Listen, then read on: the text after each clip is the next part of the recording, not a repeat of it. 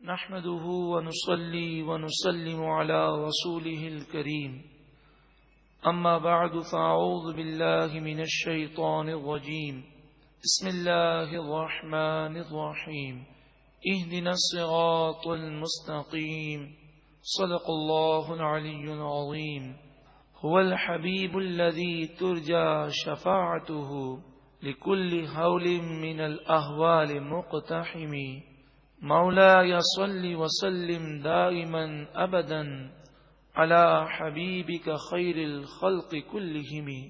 رب العالمین ہمیں نور قرآن پاک سے منور فرمائے، آمین۔ چوتھے پارے کا آغاز ہے۔ لن تنالوا البر حتی تنفقوا مما تحبون، تم ہرگز نیکی کو نہیں پا سکتے جب تک تم اللہ کی راہ میں اپنی پسندیدہ چیز خرچ نہ کرو، یعنی نیکی کا کمال اسی صورت میں حاصل ہوگا جو چیز تمہیں پسند ہے وہ اللہ کی راہ میں دے دو۔ جب یہ آیت کریمہ نازل ہوئی، مفسرین نے کئی واقعات لکھے کہ صحابہ کرام علیہم رضوان نے جو ان کی پسندیدہ چیز تھی وہ اللہ کی راہ میں دی۔ ایک صحابی اسی وقت دوڑتے ہوئے آئے اور عرض کی، یا رسول اللہ صلی اللہ علیہ وسلم، مجھے ایک باغ اپنے مال میں بہت پسند ہے، میں نے یہ آیت سنی، میں اس آیت پر عمل کرتے ہوئے اس باغ کو اللہ کی راہ میں پیش کرتا ہوں، کاش ہمیں بھی جذبہ بیدار ہو جائے اور ہم بھی اس آیت پر عمل کریں۔ وَمَا تُنْفِقُوا مِنْ شَيْءٍ فَإِنَّ اللَّهَ بِهِ عَلِيمٌ، اور جو کچھ بھی تم خرچ کرو گے اللہ کی راہ میں، پس بے شک اللہ تعالیٰ اسے خوب جاننے والا ہے، وہ جانتا بھی ہے اور اس کا ثواب بھی عطا فرمائے گا۔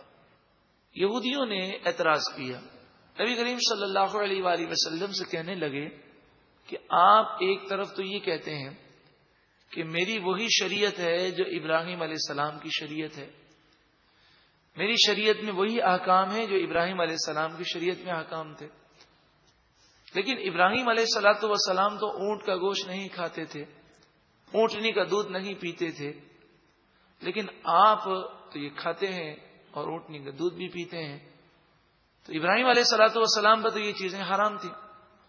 تو اس اگلی آیت میں جو ابھی ہم ترجمہ کریں گے اس میں اس کا رد کیا گیا اور فرمایا گیا ابراہیم علیہ السلام پر بھی یہ چیز جائز تھی، ابراہیم علیہ السلام کی اولاد پر بھی یہ چیز جائز تھی، بلکہ حضرت یعقوب علیہ السلام جن کا لقب اسرائیل ہے، جن کی اولاد بنی اسرائیل کہلاتی ہے، ان پر بھی یہ چیزیں حلال تھیں۔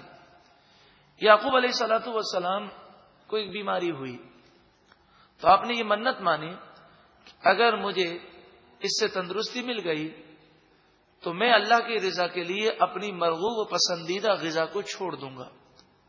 تو آپ کو اونٹنی کا دودھ اور اونٹ کا گوشت بہت پسند تھا، تو آپ نے اپنی منت کو پورا کرنے کے لیے اس کو چھوڑ دیا، لیکن یہ یعقوب علیہ السلام پر حرام نہیں تھا۔ پھر یعقوب علیہ الصلوۃ والسلام کی اولاد پر بھی یہ حرام نہیں تھا، مگر جب بنی اسرائیل نے سرکشی کی تو عذاب کے طور پر یہ چیزیں ان پر حرام کر دی گئیں۔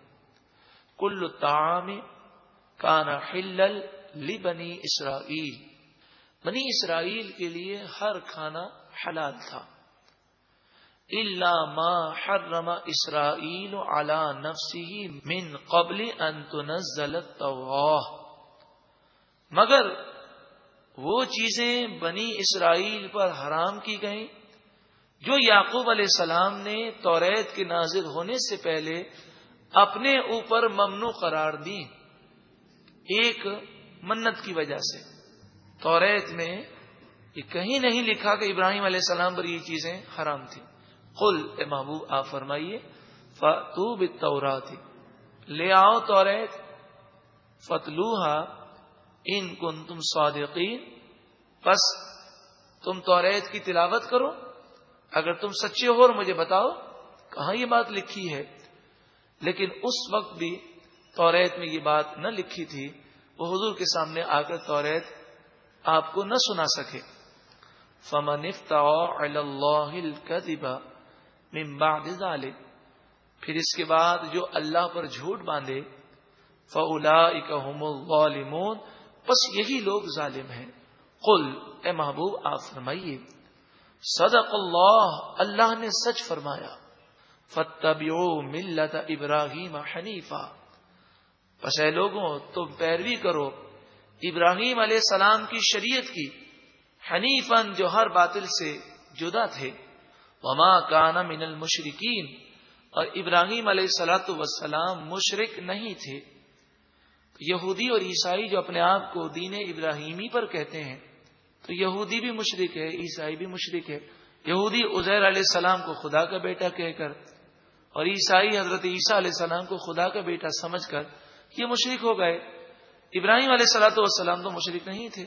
ان اول بیت وضع للناس، بے شک پہلا گھر جو لوگوں کے لیے عبادت کرنے کے لیے بنایا گیا، للذی ببکۃ، وہ وہی ہے جو مکے میں ہے، مبارکن، بڑی برکت والا ہے، اور ایسی برکت ہے کہ جتنی دفعہ اس کی زیارت کریں بار بار حاضری کا دل چاہتا ہے۔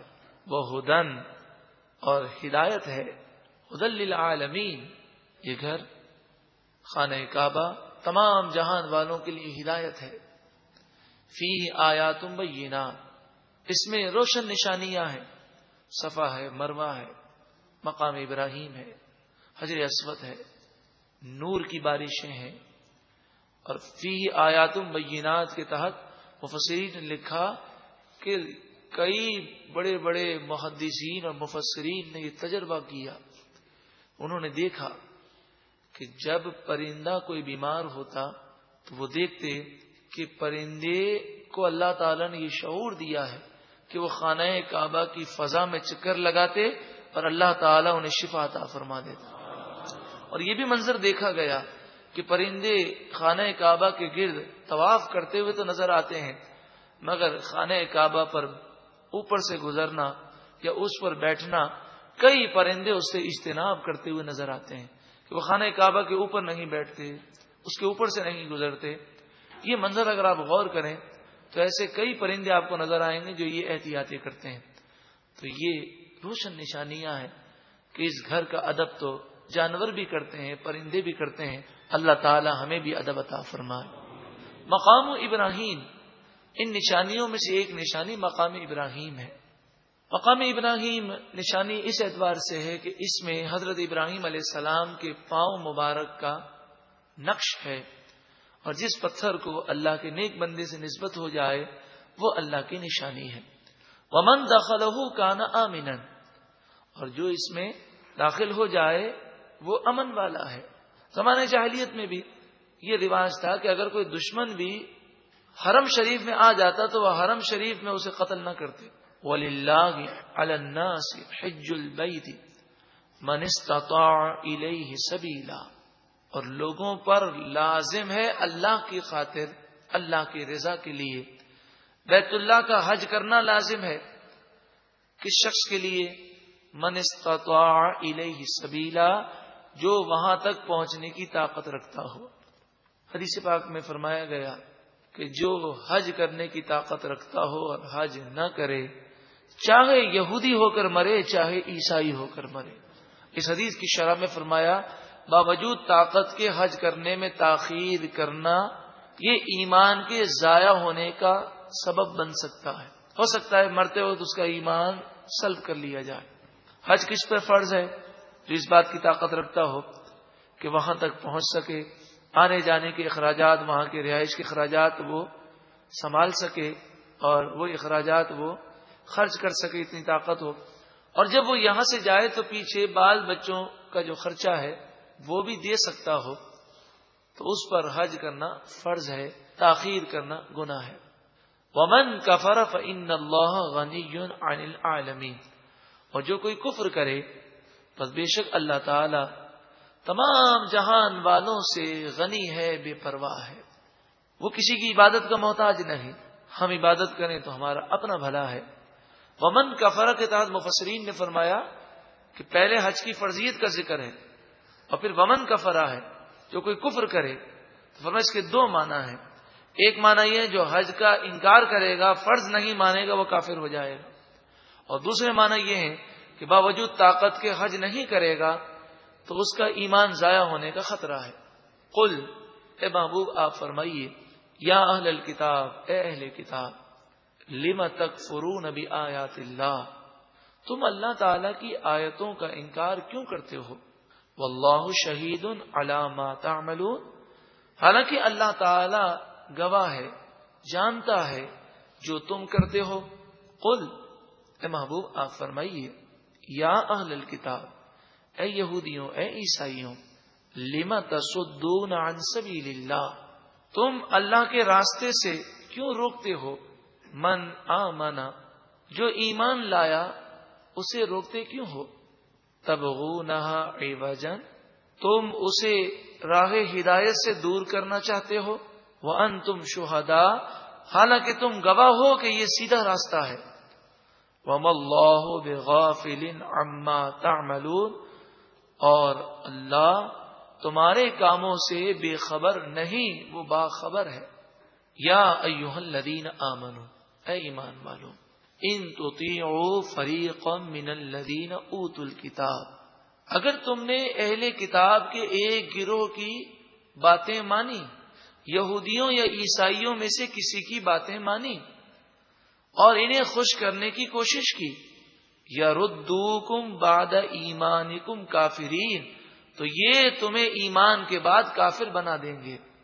تو ماڈرن بننے کے لیے، روشن خیال بننے کے لیے یہودیوں اور عیسائیوں کی باتیں نہ مانی جائیں، انہیں خوش نہ کیا جائے، اسلام کے بنیادی باتوں سے ہٹا نہ جائے، کہیں ایسا نہ ہو ہٹتے ہٹتے ایمان سے ہی دور ہو جائیں۔ وَكَيْفَ تَكْفُرُونَ، اے مسلمانوں تم کیسے کفر کرو گے؟ وَأَنْتُمْ تُتْلَى عَلَيْكُمْ آیات اللہ، حالانکہ تم پر اللہ کی آیتیں پڑھی جاتی ہیں۔ وَفِيكُمْ رَسُولُهُ، اور تم میں اللہ کے رسول بھی ہیں، تو تم یقیناً اسلام پر ثابت قدم رہو گے۔ یہ تو صحابہ کرام کے ایمان کا ذکر ہے کہ وہ ایمان سے پھرنے والے نہیں۔ اللہ تعالیٰ صحابہ کرام کے ایمان کی مضبوطی کے صدقے میں ہمیں بھی ایمان پر مضبوطی عطا فرمائے۔ وَمَن يَعْتَصِم بِاللَّهِ، اور جو کوئی اللہ کے دین کی رسی کو مضبوط پکڑ لے، فَقَدْ هُدِيَ إِلَى صِرَاطٍ مُسْتَقِيمٍ، بس بے شک وہ سیدھے راستے کی طرف ہدایت دیا گیا۔ نحمده ونصلي ونسلم على رسوله الكريم، اما بعد فاعوذ بالله من الشيطان الرجيم۔